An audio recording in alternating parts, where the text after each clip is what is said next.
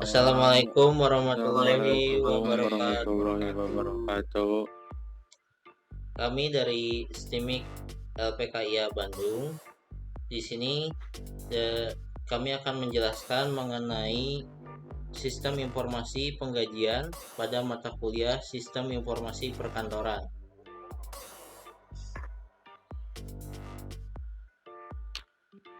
Untuk agenda pembahasan, yang pertama kita akan membahas identitas kelompok. Yang kedua, kita akan membahas pembahasan objek penelitian. Dan yang ketiga, kita akan membahas solusi yang ditawarkan.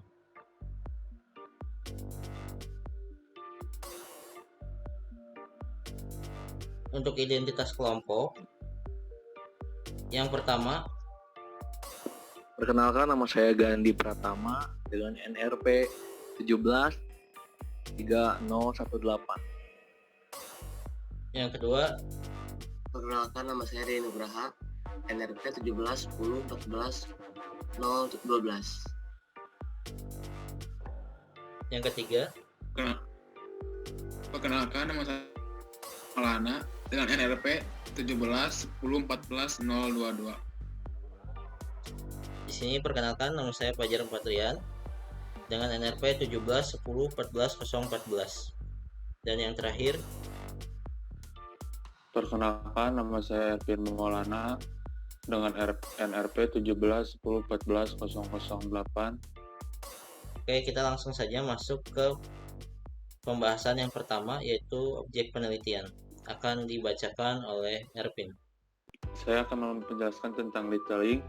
Little Ink adalah perusahaan yang bergerak di bidang penjualan grosir baju dan pakaian beserta aksesorisnya. Little Ink menyediakan bermacam-macam merek berpakaian berupa atasan maupun bawahan dan juga menyediakan aksesoris. Next. Permasalahannya akan dibacakan juga oleh Ervin. Permasalahan di sini, sistem informasi merupakan salah satu teknologi yang paling dibutuhkan oleh perusahaan atau instansi untuk melakukan pengolahan data, di mana data merupakan aset penting yang perlu untuk dijaga, tidak bisa diasumsikan bahwa pengolahan informasi merupakan faktor kunci bagi keterlaksanaan dan keberhasilan manajemen. Sistem informasi untuk seorang pegawai sangat diperlukan oleh semua instansi.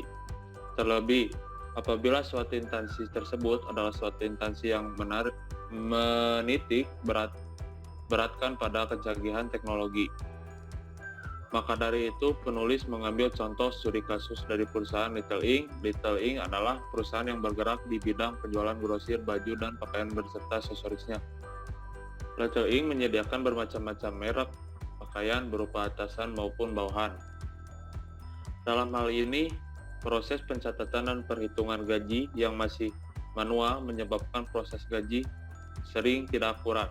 Oleh sebab itu, perusahaan ini sebenarnya membutuhkan suatu sistem perhitungan gaji yang cepat dan akurat sehingga proses kerja bagian personalia menjadi lebih efisien. Sistem informasi penggajian ini menjadi solusi terbaik dan pengolahan data penggajian untuk menangani permasalahan-permasalahan yang ada. Selanjutnya akan dibahas oleh Gandhi. Sistem informasi yang dipilih. Dalam hal ini, proses pencatatan dan perhitungan gaji yang masih manual menyebabkan proses gaji sering tidak akurat. Oleh sebab itu, perusahaan ini sebenarnya membutuhkan suatu sistem perhitungan gaji yang cepat dan akurat sehingga proses kerja bagian personalia menjadi lebih efisien. Sistem informasi penggajian ini menjadi solusi terbaik dalam pengolahan data penggajian untuk menangani permasalahan-permasalahan yang ada.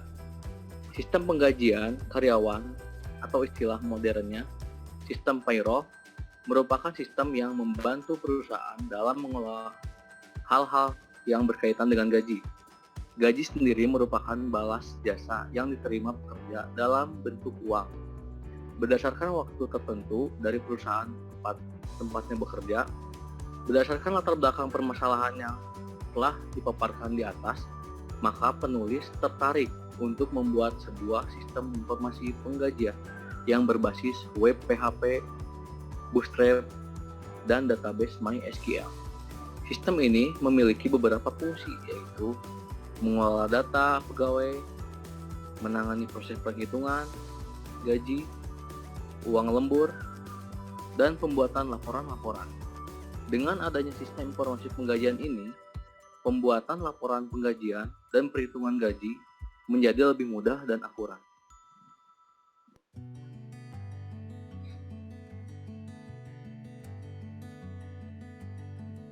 Selanjutnya akan dijelaskan lagi oleh Gandhi. Ya baik, di sini ada contoh flow map ya, di mana dalam flow map itu ada personalia, karyawan, keuangan, dan pemilik. Dimulai dari personalia. Personalia memiliki kartu gaji yang akan diberikan kepada karyawan. Dari karyawan, kartu gaji tersebut akan disimpan menjadi data karyawan dan disimpan di dalam database.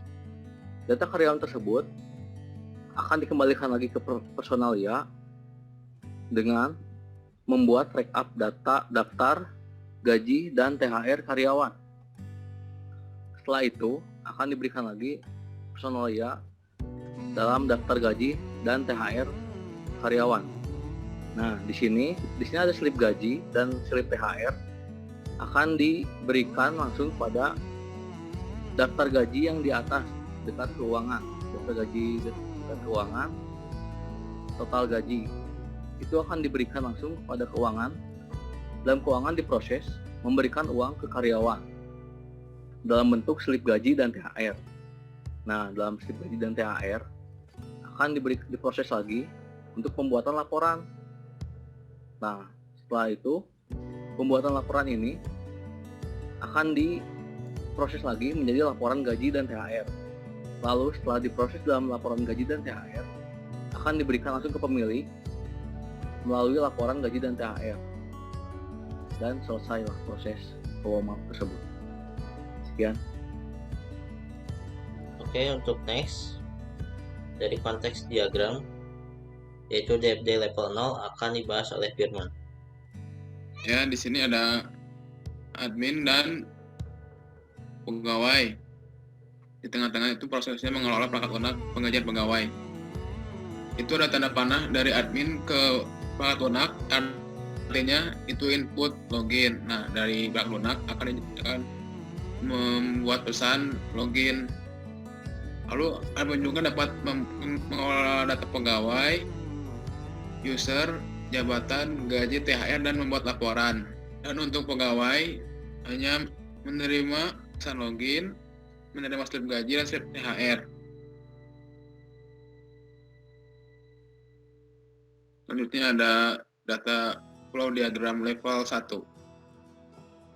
Di sini ada pegawai dapat melihat slip gaji, lalu ada proses mengolah gaji, mengolah data pegawai, mengolah user, mengolah jabatan, mengolah THR, mengolah laporan, login, dan proses status login. Di sini pegawai hanya dapat melihat slip gaji dan admin dapat mengelola dan membuat laporan tersebut.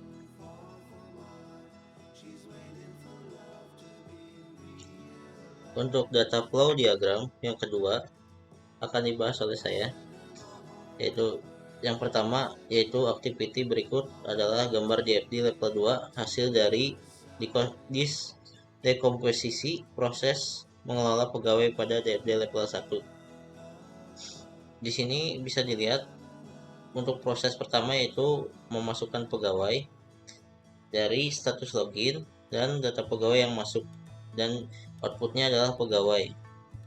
Yang kedua, proses mengubah pegawai itu sama, ada status login yang masuk dan pegawai yang masuk, outputnya pun pegawai.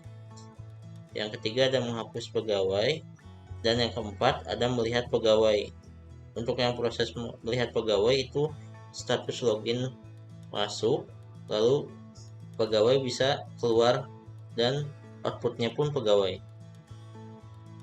Activity berikut adalah gambar DFD level 2 hasil dari dekomposisi proses mengelola jabatan. pada DFD level 1. Yang pertama itu memasukkan jabatan, dan yang kedua ada mengubah jabatan, yang ketiga ada proses menghapus jabatan, yang keempat ada proses melihat jabatan.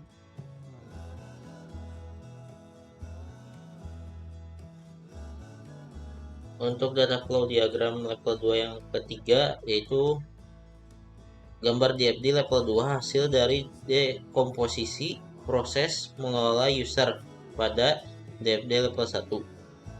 Yang pertama ada proses memasukkan user, yang kedua ada mengubah user, yang ketiga ada proses menghapus user, dan yang keempat ada melihat user. Untuk proses activity yang keempat adalah DFD level 2 hasil dari dekomposisi proses mengelola tiket pada DFD level 1. Yang pertama itu ada proses memasukkan gaji, yang kedua ada mengubah gaji, yang ketiga ada proses menghapus gaji, yang keempat ada proses melihat gaji, dan yang kelima itu ada proses mencetak gaji. Di sini ada solusi yang ditawarkan dan akan dibahas oleh Denny Nugraha. 1. Merancang sistem informasi pengajian karyawan berbasis web. Yang kedua, memudahkan personalia dalam memproses data pengajian. 3. Untuk memudahkan personalia dalam membuat laporan data pegawai yang akan diserahkan kepada atasan. Fitur sistem ini memiliki beberapa fungsi, yaitu mengelola data pegawai, menangani proses perhitungan gaji, uang lembur, dan pembuatan laporan. Sekian presentasi dari kami. Mohon maaf apabila masih ada kesalahan dalam pengucapan dan kesalahan pada materi. Terima kasih sudah menonton. Wassalamualaikum warahmatullahi wabarakatuh. Oke teman-teman, terima kasih telah mendengarkan atau melihat video kami. Mohon maaf bila ada kesalahan kata atau kesalahan kalimat. Akhir wakalam, wassalamualaikum warahmatullahi wabarakatuh. Teman-teman, jangan lupa like, comment, and subscribe. Terima kasih.